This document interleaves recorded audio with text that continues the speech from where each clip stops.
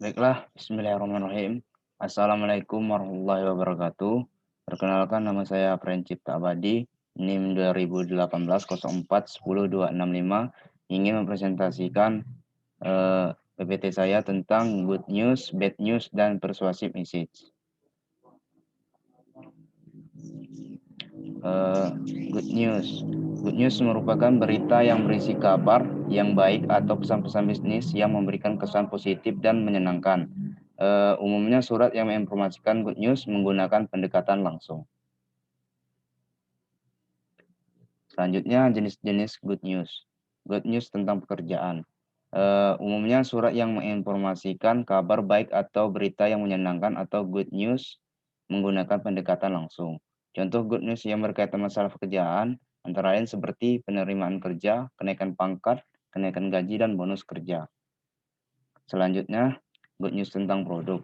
Good news yang berkaitan dengan produk antara lain seperti pembicaraan diskon harga produk, buy 3 get 1 free, pemberian kupon diskon harga produk, dan membeli produk dalam jumlah tertentu akan memperoleh hadiah tertentu seperti produk aksesoris. Selanjutnya, goodwill. Goodwill ini sendiri yaitu suatu perasaan positif yang dapat mendorong orang untuk menjaga hubungan bisnis. Contoh dari goodwill ini yaitu ucapan selamat, yang kedua ucapan penghargaan, dan yang ketiga ucapan bela sungkawa. Selanjutnya, cara menyampaikan good news yang benar. Untuk penyampaian good news yang benar ini yaitu dilakukan dengan cara pendekatan langsung, maka orang akan lebih tertarik dengan isi yang disampaikan. Tujuan ingin dicapai antara lain mengkomunikasikan good news, menjawab semua pertanyaan, menyiapkan secara rinci apa yang diminta, serta memberikan suatu bentuk penghargaan yang baik terhadap pihak lain apapun bentuk permintaan yang diinginkan. Usahakan selalu sopan, ramah, dan tidak emosional. Selanjutnya, contoh dari good news yaitu ada penerimaan kerja, kenaikan pangkat atau jabatan, bonus kerja, penghargaan prestasi kerja, tunjangan hari raya, pemberian kupon diskon, dan sistem beli 3 gratis 1 produk. Selanjutnya, bad news. Bad news adalah berita yang tidak menyenangkan yang diterima oleh organisasi, perusahaan maupun instansi. Oleh karena itu, bad news harus ditanggapi secara bijaksana oleh setiap organisasi, perusahaan, bahkan instansi tertentu. Selanjutnya, ada dua hal yang perlu diperhatikan di dalam penyampaian bad news ini. Yang pertama yaitu menciptakan audience centered tone, menyangkut nada atau intonasi dalam penyampaian bad news, mampu memberikan kontribusi yang cukup penting bagi efektivitas penyampaian pesan-pesan bisnis yang didukung dengan 3 tujuan yang khusus, yaitu yang pertama, membantu audiens mengerti akan bad news yang merupakan suatu keputusan yang tegas. Yang kedua, membantu audiens mengerti keputusan yang diambil adalah adil. Dan yang ketiga, membantu audiens agar tetap memberikan goodwill bagi perusahaan. Yang selanjutnya, kedua, memilih pendekatan organisasional dalam menyampaikan suatu pesan yang sifatnya bad news dapat dilakukan dengan dua pendekatan, yaitu yang pertama, perencanaan tidak langsung atau indirect plan, merupakan pendekatan yang digunakan untuk penulisan pesan-pesan yang mempunyai dampak kurang menyenangkan kepada audiens.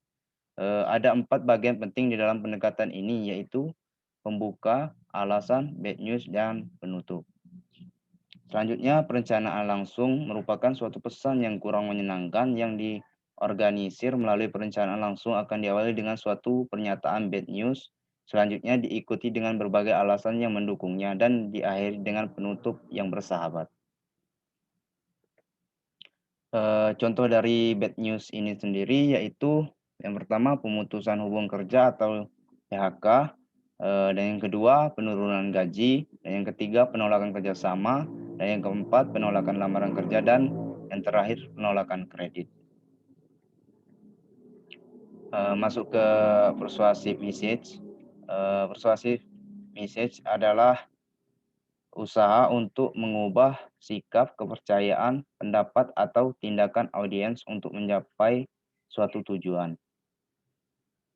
Eh, Pesan persuasif terjadi ketika seseorang mencoba meyakinkan individu atau kelompok untuk melakukan tindakan tertentu.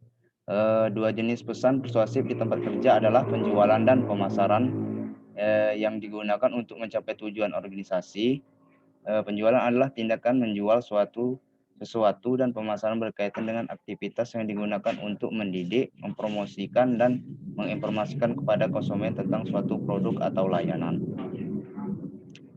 Tujuan utama persuasive message ini sendiri yaitu meminta pembaca melakukan sesuatu, menyediakan informasi yang cukup agar pembaca tahu apa yang harus dilakukan. Yang ketiga, menanggapi keberatannya mungkin menunda suatu tindakan penting yang harus dilakukan. Yang keempat, meminta pembaca bereaksi positif atas suatu permintaan.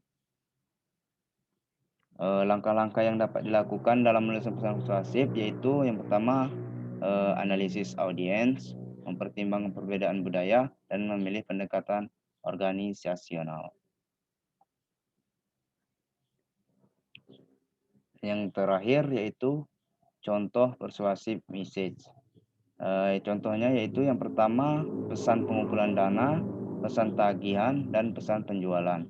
Dan yang terakhir, interaksi dengan audiens. Mungkin itu sajalah hasil presentasi yang dapat saya kan.